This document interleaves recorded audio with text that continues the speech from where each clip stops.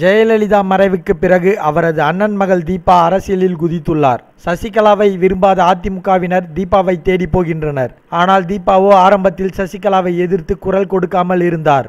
இந்நிலையில் எம்ஜிஆர் அம்மா தீபா பேரவை என்ற பெயரில் அமைப்பை தொடங்கிய தீபா ஆர்கே நகரில் போட்டியிடுகிறார். கடந்த ஒரு வாரமாக பிரச்சாரம் செய்து வருகிறார். பிரச்சாரத்தின் போது டிடிவி தினகரன் மீது பல்வேறு குற்றச்சாட்டுகளை முன்வைத்தார். சமீப காலமாக ஓபிஎஸ்ஐயும் கடுமையாக சாடி வருகிறார். ஜெயலலிதா பெயரை போலியாக பயன்படுத்துவதாக பன்னீர்செல்வத்தை தாக்கி பேசி வருகிறார். திடீரென ஓபிஎஸ் அணியை சார்ந்தவர்கள் தீபாவுக்கு கொலை மிரட்டல் விடுப்பதாக தேர்தல் ஆணையத்திடம் தீபா பேரவையினர் புகார் அளித்து பரபரப்பையும் கிளப்பினர். இந்த நிலையில் தீபா பயன்படுத்தும் பிரச்சார வாகனம் விபத்தில் சிக்கியுள்ளது.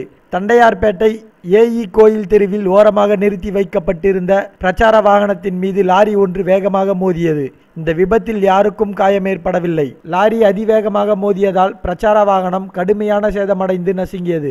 பரபரப்பான சூழ்நிலையில் தீபாவின் பிரச்சார வாகனம் விபத்தில் சிக்கியிருப்பது தீபா பேரவை நிர்வாகிகளுக்கு பல சந்தேகங்களை ஏற்படுத்தியுள்ளது. அரசியலில் இருந்து ஓடாவிட்டால் ஆள் இருக்கும் போதே இப்படித்தான் லாரியை விட்டு மோத செய்வோம் என்று அரசியல் எதிரிகள் அச்சுறுத்துவதன் செய்கைதான் இதுவா என்று சந்தேகிக்கிறார்கள் தீபா பேரவை நிர்வாகிகள்.